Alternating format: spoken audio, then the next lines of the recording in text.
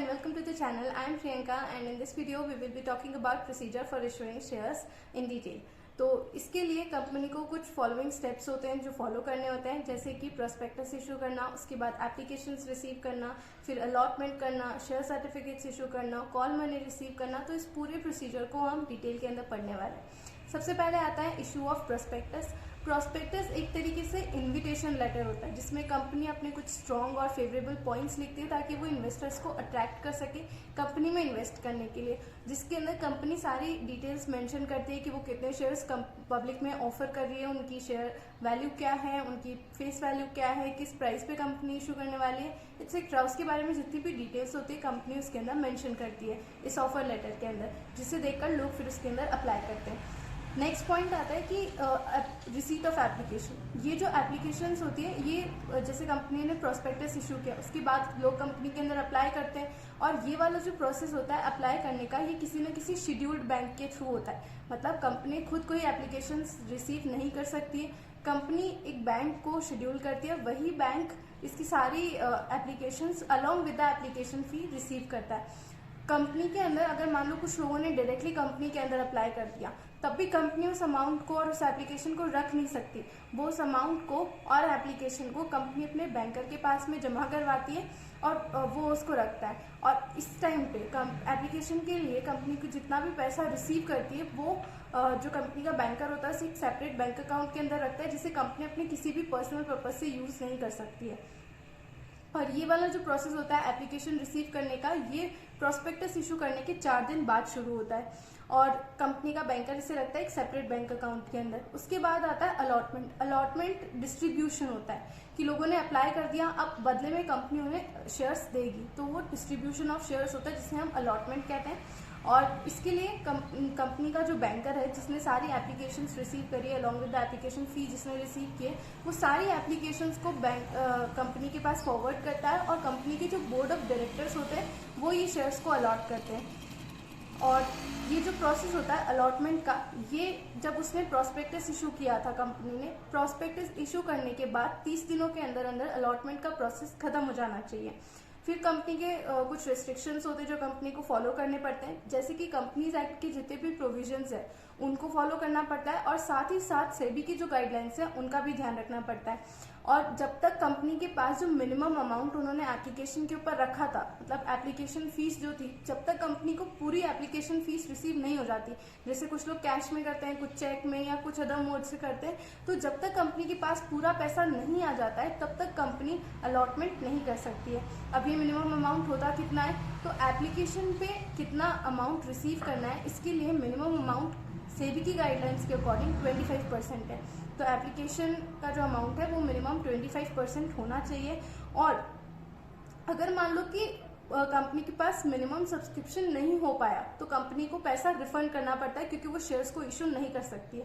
तो ये जो रिफंड का प्रोसीजर होता है ये 15 डेज के अंदर हो जाना चाहिए, या फिर अगर सेबी ने कुछ और गाइडलाइंस दी हैं, कुछ और नंबर ऑफ डेज प्रिस्क्राइब किए हैं, तो उसके अकॉर्डिंग उतने डेज के अंदर पैसा रिफंड हो जाना चाहिए। अगर पैसा वो रिफंड नहीं कर पाते गिवन टाइम पीरियड के अंदर, तो कंपनी को 15% पर एनम के हिसाब से उसके ऊपर इंटरेस्ट पे करना पड़ता है। और मिनिमम सब्सक्रिप्शन कितना होता है, तो सेबी की गाइडलाइंस के अकॉर्डिंग 90% मिनिमम सब्सक्रिप्शन होना चाहिए। जैसे अगर कंपनी ने 10,000 शेयर्स पब्लिक के अंदर ऑफर करे हैं तो उसके पास कम से कम 9,000 शेयर्स के लिए एप्लीकेशन रिसीव होनी चाहिए। अगर ऐसा नहीं होता है तो कंपनी शेयर्स को इशू नहीं कर सकती है। एक केस होता है ओवर सब्सक्रिप्शन का, तब भी कंपनी को पैसा रिफंड करना पड़ता है। ओवर सब्सक्रिप्शन के अंदर कंपनी प्रो रेटा बेसिस के ऊपर अलॉटमेंट करती है, यानी प्रोपोर्शनल बेसिस पे शेयर्स अलॉट करती है, और जितना भी एक्सेस अमाउंट उसके पास पड़ा होता है जो एप्लीकेशन के वक्त उसे रिसीव हुआ था वो उसे रिफंड करना होता है। तो वो उसे 30 डेज के अंदर रिफंड करना होता है। और अगर वो ऐसा नहीं कर पाती है तो सेम 15% पर एनम के हिसाब से उसके ऊपर इंटरेस्ट पे करना पड़ता है। और जितने उसने प्रोस्पेक्टस के अंदर मेंशन किए हैं कंपनी उससे ज्यादा शेयर्स इशू नहीं कर सकती है। जैसे कि मान लो प्रोस्पेक्टस में तो लिखा था हम 10,000 शेयर्स इशू कर रहे हैं, लेकिन कंपनी के पास एप्लीकेशन आ गए 15,000 के लिए, और अब कंपनी सोच रही है 15,000 के लिए आ गई तो 15,000 इशू कर देते, लेकिन नहीं, जितना उसने अपने प्रोस्पेक्टस के अंदर मेंशन किया था कंपनी उससे ज्यादा शेयर्स इशू नहीं कर सकती है। और अगर कुछ शेयर्स ऐसे हैं जो उसने other than cash for consideration issue किए हैं, जैसे किसी वेंडर को, प्रमोटर को, या कंपनी के डायरेक्टर्स को, या एम्प्लॉयज को, तो वो उसे बैलेंस शीट के अंदर सेपरेटली मेंशन करने पड़ते हैं। फिर आता है डिस्पैचमेंट ऑफ अलॉटमेंट लेटर। तो जितने सक्सेसफुल एप्लीकेंट्स होते हैं जिन्हें कंपनी ने शेयर्स अलॉट किए हैं, उन्हें एक लेटर दिया जाता है जिसके अंदर नंबर ऑफ शेयर्स उन्हें कितने अलॉट किए गए हैं वो शेयर्स लिखे जाते हैं, और उसी के साथ में कंपनी उनसे अलॉटमेंट मनी मांगती है। एक एप्लीकेशन फीस के टाइम पे रिसीव हुआ था, अब उनसे अलॉटमेंट मनी डिमांड करती है। उसके बाद आता है filing allotment return to registrar of the companies. मतलब जब अलॉटमेंट पूरा कंप्लीट हो जाता है तो उसकी पूरी डिटेल्स कंपनी को रजिस्ट्रार ऑफ कंपनी के पास में देनी पड़ती है। एक रिटर्न फाइल करना पड़ता है जिसके अंदर उसे ये मेंशन करना पड़ता है कि इस प्रोसीजर के दौरान उसने पूरी जितनी भी लीगल फॉर्मेलिटीज होते हैं उनका ध्यान रखा गया है, उन्हें फॉलो किया है। और जिन्हें कोई शेयर्स नहीं दिए गए, अनसक्सेसफुल एप्लीकेंट्स होते हैं जिन्हें कोई शेयर्स प्रोवाइड नहीं किए गए, तो उन्हें कंपनी लेटर ऑफ रिग्रेट देती है, और उसी के साथ में जितना पैसा उन्होंने एप्लीकेशन के वक्त दिया था कंपनी उसे रिफंड कर देती है। फिर आता है इशू ऑफ शेयर सर्टिफिकेट। और जितने सक्सेसफुल एप्लीकेंट्स होते हैं उन्हें एक एविडेंस वो शेयर सर्टिफिकेट के रूप में कंपनी देती है जिसके अंदर शेयर होल्डर की सारी डिटेल लिखी होती है, साथ ही उसे कितने शेयर्स किस फेस वैल्यू पे या जो किस वैल्यू पे मिले गए हैं वो सारे डिटेल्स कंपनी उसके अंदर मेंशन करती है शेयर सर्टिफिकेट में। ये उसके लिए एक एविडेंस, एक प्रूफ की तरह काम करता है कि उसके पास कंपनी के शेयर्स हैं। उसके बाद आता है कॉल्स ऑन शेयर्स इशूड। मतलब अगर पूरा पैसा कंपनी ने एप्लीकेशन और अलॉटमेंट के वक्त रिसीव नहीं किया था तो उसे आगे कुछ कॉल्स के अंदर कंपनी रिसीव करती है जिन्हें हम कॉल्स कहते हैं, और ये कॉल्स डिमांड करने का हक कंपनी के डायरेक्टर्स के पास में होता है जो बोर्ड मीटिंग के अंदर अनाउंस कर देते हैं कि हम पैसा मांगने वाले हैं कॉल्स का। और ये पैसा जो कॉल्स के ऊपर बचा है ये पैसा 25% से ज़्यादा नहीं होना चाहिए। शेयर्स की जो फेस वैल्यू उसका 25% से ज़्यादा नहीं होना चाहिए। और जितने भी शेयर होल्डर्स हैं उन्हें कम से कम 14 दिन पहले इन्फॉर्म करना कंपलसरी होता है कि मतलब जब भी पैसा जमा कराने की लास्ट डेट है उससे कम से कम 14 दिन पहले सारे शेयर होल्डर्स को पता होना चाहिए कि उन्हें पैसा जमा कराना है। और 2 कॉन्जिक्यूटिव कॉल्स के बीच में 1 महीने का गैप कम से कम होना चाहिए, एटलीस्ट 1 महीने का गैप होना चाहिए। और अगर किसी कंपनी ने 500 करोड़ या उससे कम की कैपिटल शेयर कैपिटल इशू करी है मार्केट में तो उसका पूरा का पूरा पैसा उसे 12 महीने के अंदर अंदर शेयर होल्डर से वसूलना होता है।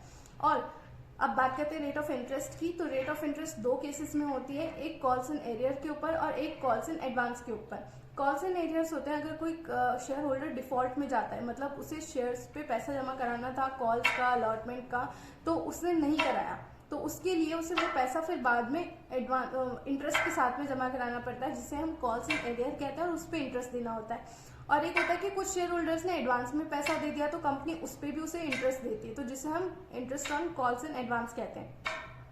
तो रेट ऑफ इंटरेस्ट जो होती है कॉल्स इन एरियर की लास्ट मैक्सिमम 10% हो सकती है, और कॉल्स इन एडवांस की maximum rate of interest 12% per annum हो सकती है। फिर आता है register of members. Register of members क्या होता है कि कंपनी को अपने जितने भी शेयर होल्डर्स हैं उनका रिकॉर्ड रखना होता है, तो उसके लिए वो रजिस्टर ऑफ मेंबर्स मेंटेन करती है जिसमें उसके सारे शेयर होल्डर्स और उनकी डिटेल्स लिखी होती है। और अगर ये शेयर होल्डर्स ये इसके मेंबर्स जो हैं 50 या उससे ज़्यादा होते हैं तो कंपनी को ये पूरा जो रिकॉर्ड है वो इंडेक्स की फॉर्म में मेंटेन करना होता है, यानी टेबुलर फॉर्म में मेंटेन करना होता है। उसके बाद आता है बुक्स ऑफ अकाउंट्स। तो books of accounts companies act के अंदर कंपलसरी कर दी गई है। डबल एंट्री सिस्टम बेसिस पे सारी ही कंपनीज को बुक्स ऑफ अकाउंट्स मेंटेन करना कंपलसरी है। उसके बाद आता है प्रीलिमिनरी एक्सपेंसेस। प्रीलिमिनरी एक्सपेंसेस वो सारे खर्चे होते हैं जो कंपनी को तैयार करने के लिए, फॉर्मेशन के लिए किए गए होते हैं। तो इसके अंदर चाहे प्रिंटिंग के हो, चाहे लीगल डॉक्यूमेंट्स बनवाने के हो, चाहे स्टाम्प ड्यूटी पे करने के हो, चाहे एडवर्टाइजिंग के हो, चाहे प्रमोशन के हो, और इन्हें फॉर्मेशन एक्सपेंसेस भी कहते हैं। और ये कैपिटल नेचर के होते हैं, इसीलिए इनको हम बैलेंस शीट के अंदर अदर नॉन करंट एसेट्स की हेडिंग के अंदर मेंशन करते हैं। So this is all for today. If you have any doubts, you can ask me in the comment section below. और वीडियो informative लगा हो तो please like the video and subscribe to my channel for more updates. Thank you.